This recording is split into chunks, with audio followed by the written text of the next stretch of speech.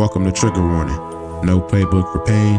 The podcast that talks about true crime, mental health, and sports all in one. There's no manual for trauma, struggles, and dark truths behind the headlines and locker rooms. But here we confront the unspoken, unpack the untold, and give voices to those fighting battles both on and off the field. This is raw. This is real. This is Trigger Warning.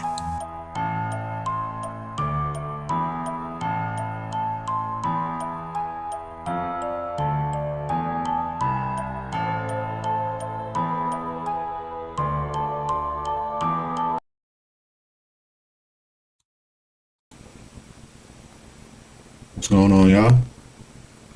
Finally here, man. We finally here. After all these damn technical difficulties and shit like that, but we're here. So, with all that being said, welcome to Trigger Warning. No playbook for pain. Pretty much in this podcast, be talking about true crime, mental health, and a little bit of sports as well, because I am a sports fan. Go Cowboys, go Phoenix Suns. So we will be talking about a little bit of sports, but my main sports talk will be on my Up One page with my team. Pretty much what I'll discuss all my sports take, mostly my sports takes. But if you're interested in like true crime and trying to get like some motivational, speeches going on and stuff like that, I'm definitely your guy. Just because I've been through a lot, man. Seen it all from from sleeping on the floor to where I am now. So I'm not saying I'm staying in a mansion, but I'm definitely better than where I was 10 years ago, 15 years ago for sure. So that's all that matters, man. It's it's about growth, right? So other than that, I just want to give y'all a little bit of details about who I am and where I came from, stuff like that. But yeah, so this is a quick story. At the age of I think 7 or 6, from one of those ages, I went to CPS care. I got taken away from my family. Mom was on dope. Mom was in and out of the streets. So yeah, I was a CPS baby, man. For about pretty much my whole life. I'm not gonna lie, my whole life, damn near. There was times I was able to see my grandma on the weekends or whatever here and there, but it wasn't like every weekend type of deal. It was like, maybe once a month, twice a month. But other than that, that was like the only family interaction I only had. But yeah. Dad's side, don't really know nobody besides my aunts and a couple of my cousins. Don't really talk to dad. Don't really know if he is my dad or not. But that's another story for another day. Yeah, man. So, like I said, just start this podcast because I just feel like I'm not the only one with a voice, and I definitely want to, make people aware of what's going on around them and, who's in their neighborhood and stuff like that. I don't know, because I'm a parent, and it's like I want to make sure that I'm all up to date and make sure that my kids are safe, right? That's all that matters, right? Making sure that your kids are safe, making sure you're safe. So that's one of the reasons why I did want to start this podcast. I've been trying to do it for a while now, but with the recent Up One going up and those brothers over there pushing me to pretty much put it out, yeah, and that's what I'm doing. So I'll definitely talk about Up One in a different episode, a different day, and get y'all to know them a little bit more and stuff like that. But right now, I'm gonna talk about the case that happened in Altuve, because this shit is crazy. I do want to let y'all know this is a sensitive story, so if you don't have the the stomach for it or whatever, definitely don't have to listen to it. But yeah, I just wanted to start the story off. Like I said, in all Tukey, because it is a big story. It's been going on for about a year now. So yeah, man. And they finally just made a verdict, by the way, a couple days ago. So that's why I said the story's been going on about a year. And also been trying to, follow along with it and make sure I get all the details before giving it to y'all and stuff like that. So let's get straight to it, man. So a drug deal gone bad in Tukey, man.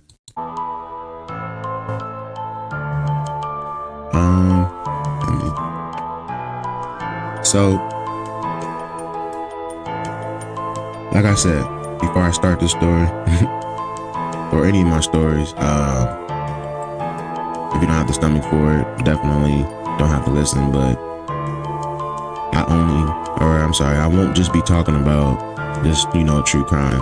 I'll also be talking about mental health and sports, like I said earlier in my podcast. So let's get straight to this story, man. So drug deal gone bad in Tukey. So firefighters was called to an apartment near 48th Street and Ray Road shortly before 7 a.m. on July 15th. When the first responders got to the apartment, they walked into the master bedroom where they found 3 deceased victims. 37-year-old Samuel Lott, 27-year-old Marissa Honeycutt, and 25-year-old Anthony Frederickson. According to court paperwork, Marissa has been stabbed 29 times in her head, hands, arms, and legs. Samuel was stabbed 3 times in his neck and shot in the back of his shoulder. And Anthony, he was just shot in the head. So I can't even imagine, y'all, what the hell those 3 victims was going through at the time of them getting murdered. Especially Marissa, bro. Getting stabbed 29 times, that is just insane work.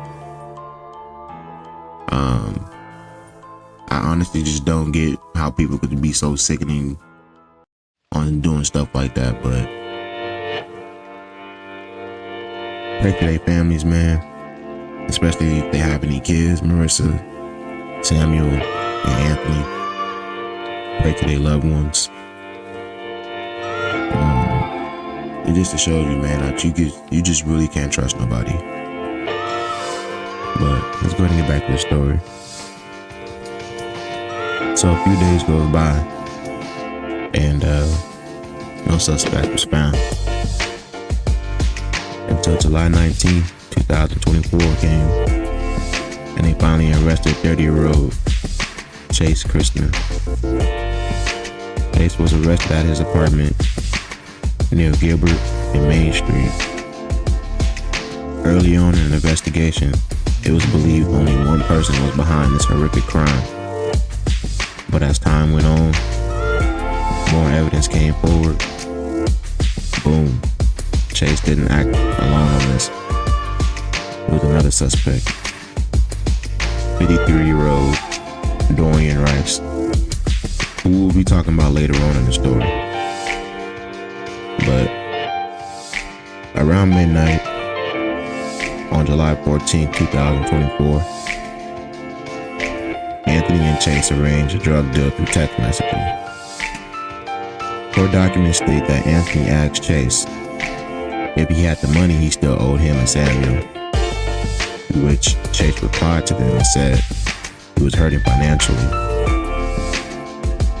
The rumored amount to be owed was $540, and Chase wanted to buy $300 more worth of drugs according to court documents. Chase then goes to the apartment around 12:30 a.m. and according to police and phone records, and the last text sent by Anthony was just 2 a.m. after. Police believe the murders occurred in the window of the final text and 3 a.m. when records showed Chase's cell phone near the scene. So pretty much Chase went to the house and around midnight, right? Whatever happened, bro, they probably was heated. Samuel and Anthony, as they should be, right? Because Chase owed them $540. Like, bro, why are you coming to my crib talking if you owe me some bread? Like, there's nothing to talk about. You already talked on the phone and you told me that you was hurting financially, so why the hell are you here? Why are you at my house? The only conversation we need to be having is, what's your Cash App? Or what's your Apple Pay? Something, right? But nah, it was nothing like that went on. So, people know how it get when other people owe money, especially if you was in that situation before. It gets sticky, man. It gets sticky for sure. That's why you gotta be real careful who you let borrow money or who you front or whatever. Because you can lose friendships, you can lose family members. Lose a lot, man. All about money. But it's just crazy, bro. Like, you go over to the crib and Anthony and Samuel's already hot, right? But what about Marissa? I feel like Marissa was just in a bad time for a wrong place, wrong time. But for her to be stabbed 29 times, that's crazy work. I'm not gonna lie. Nobody deserves that. Nobody. But let's go ahead and get back to the story. So, it wasn't until the next morning that the apartment was set on fire. Court paperwork details that Chase returned to the crime scene twice. Once during the 8 p.m. hour on July 14, 2024, and again the next morning, July 15, 2024. While phone records placed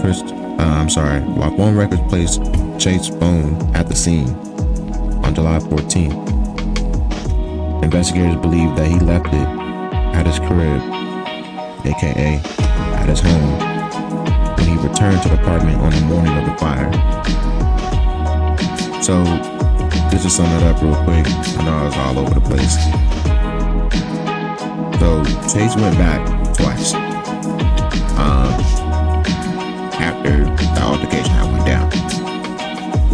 So, he went to the crib, like I said, at 12:30 in the morning on July 14th. So, early in the morning, had an altercation with Samuel and Anthony.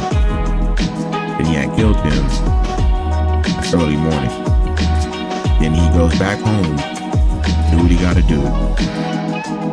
Then he returns that same exact day while those victims was in the master bedroom deceased at 8 o'clock that same exact day. And then he left. And then he returned the following morning, July 15th. And that's when the phone records show that Chase's phone wasn't at that location, the apartment complex on 48th Street in Ray. Just to give a little bit more clarification, because like I said, I know I was all over the place on that one. My fault. First video, so bear with me. I'll get better as time goes on. But anyway, documents also show that blood was found inside the apartment, and it was linked to Chase DNA. And he was arrested, and authorities noticed several small cuts on his hand. A witness saw Chase running through the apartment complex the morning of the fire, but didn't think anything of it. I mean, shit, why would she? It was early in the morning. She was probably going to work. She was probably getting her car ready to take her kids to school or something, right? But after speaking with the police, authorities were able to arrest Chase based off the witness description. When police was interviewing Chase, he admitted he knew the victims, and he told them that he bought drugs and owed them owed them $540. You're an idiot, Chase. So you already arrested, and you admit to the police that you owed them $540 and you bought drugs from them.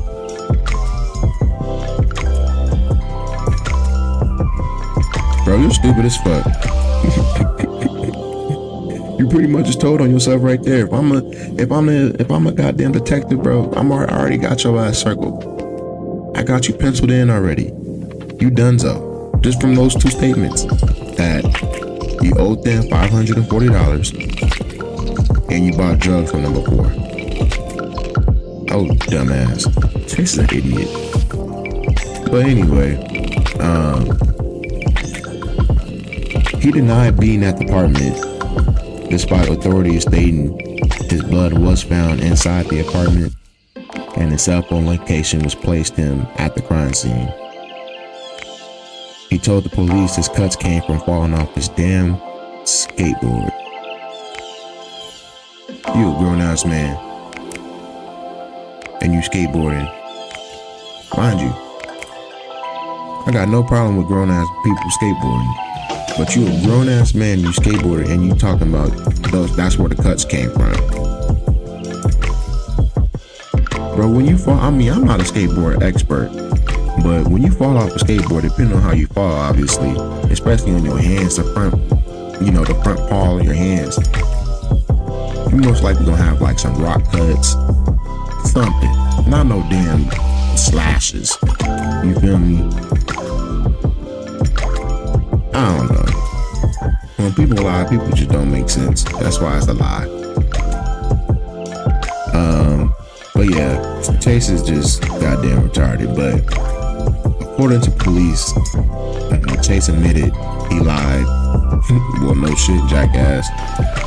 He lied and he was trying to buy drugs from the victim. He claimed that he was at the apartment for a half an hour and left after the victims wouldn't sell him drugs. I wouldn't sell you a goddamn thing either, especially if you owed me some money. What the hell is you talking about? Why are you even asking for more if you owe me? Like, what's wrong with people, bro? Like, for real, like, I don't know. Like, I'm starting to really question society now. Like, what is wrong with motherfuckers? But not only did Chase lie, he also changed the story again about why his blood was in the apartment. This time he told police that the blood came from tattooing. Him and Samuel was getting a tattoo a month before, and some blood had dropped. Alright, Chase. Alright, I done had a goddamn enough, okay? Enough is a fucking enough. You say what? Chase.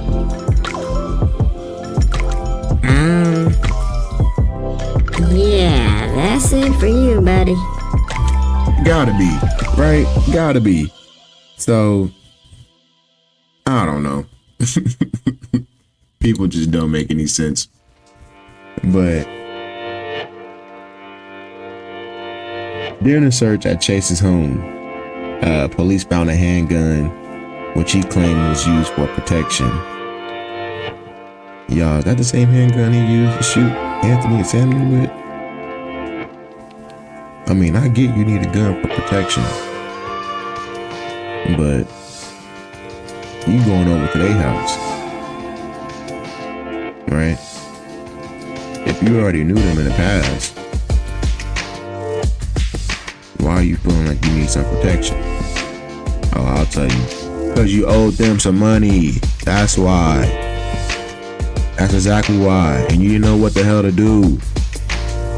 You thought they were sweet, but they wasn't going for that. You owed them some bread, and you should have paid up. And you wouldn't have been fearing for your damn life. I'm not going to say fearing for your life, but you wouldn't be scared. And you feel me, trying to avoid conversations with them and shit, just because you owed them some bread. I don't get it. But Luckily, there was surveillance video that pretty much caught Chase and Dorian. Who's Dorian? Remember earlier in my story, I said there was 2 suspects in this case. Well, look no further than 53-year-old Dorian Rice. Dorian fucking Rice was the other suspect that got caught. He was the getaway driver. According to police records, Chase admitted that he did buy the drugs from Dorian, and Dorian had bought the drugs from Samuel and Anthony. But Chase also admitted that he does buy his drugs a lot from Dorian. So Chase and Dorian planned to rob those 3 victims. They planned where Chase would be hiding under the staircase, and after the crime scene, Chase sent out a text message to Dorian to tell him to get the car started, according to court documents. When Mr. Rice was being interviewed, he admitted he was driving the vehicle, and the original plan was for him and Chase to steal the drugs and cash. He didn't know Chase was going to kill those 3 people, Samuel, Marissa, and Anthony, since he never stepped foot in the house. Around July 23rd, 2024, Dorian Rice was arrested for multiple charges, including first-degree murder and armed robbery. The drugs included methamphetamine, cocaine, Xanax, and fucking fentanyl. Chase was arrested on 3 counts of first-degree murder and 1 count of misconduct involving weapons. Chase also has a history of prior felony convictions in California, including drugs, grand theft, vandalism, and robbery. You're probably asking, hey T, what about that arson charge? Well, investigators are still investigating at this point, and they're not really sure exactly what started the fire. So, neither Dorian or Chase has been charged with that crime as of yet. And for Marissa, like I said earlier, man, it just seemed like she was at the wrong place, wrong time. Wrong place, wrong time. So, that was pretty much it.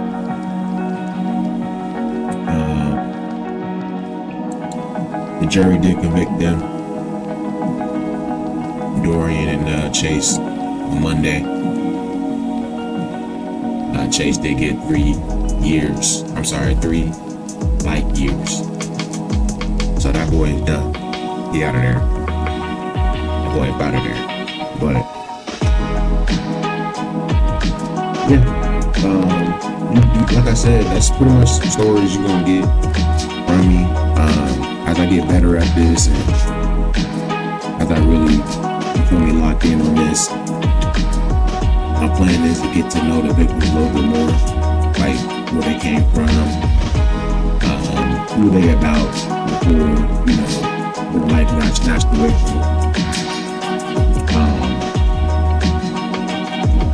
But yeah, like I said, that's, as I get better and as time goes on, I'll start doing, more and more research, stuff like that. But that story was crazy, yo. The story was crazy. I can't even imagine, like, one of my homies owing me some bread and they come over and kill me because I pressed them about some money that they owe me. Why are you mad? Because you owe me money. Like, I make no damn sense. But, yeah. That's all I got for y'all on that story. Um, I definitely want to show y'all where you can follow me. Instagram.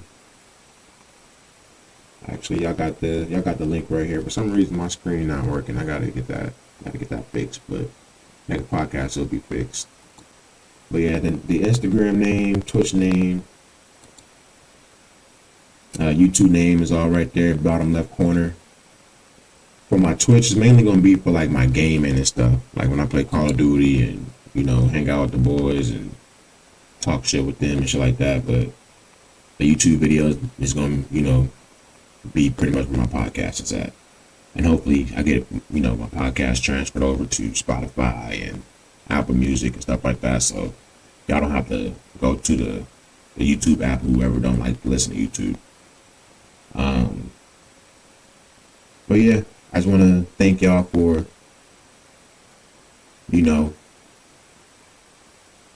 following me on this journey. I do plan on dropping at least for right now, at least 2 episodes a week. So one true crime, and then like another mental health video, and give some advice of what experience I went through and how I dealt with mental health and stuff like that. And then also some sports, but like I was saying earlier in my podcast, the sports talk mainly gonna be with the boys. But as the season start, like when the football season start, basketball season start, honestly, damn near preseason. That's when I'll be talking about more about my Cowboys and more about the Suns and stuff like that. But other than that, man, I definitely appreciate y'all tuning in and supporting me, and I'm gonna make sure I put out the best videos, man, when it comes to true crime, because like I said, I just want everybody to see what I'm seeing is, if you got kids, bro, and your neighbor's a serial killer, like how the hell you know that your neighbor's a serial killer? You wouldn't know. Why? Because you're so damn busy at work, so damn busy taking care of your kids. You're just busy with life, bro. Nobody really got time to sit up there and watch the news. Like, yeah, we'll scroll on our phones, and if it pop up, pop up. But not all stories pop up. You feel me? So the stories that don't pop up will be the scariest. So that's where I want to come in and, you feel me, tell that story and let y'all know, like, hey, this is what's going on. We'll do wop and call it a day.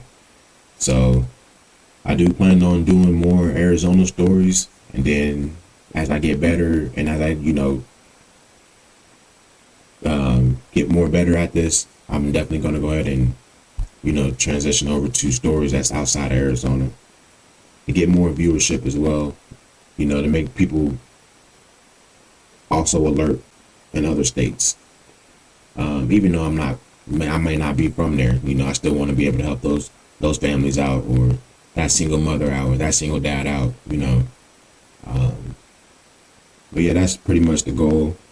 So once again, y'all, this is trigger warning, no playbook for pain.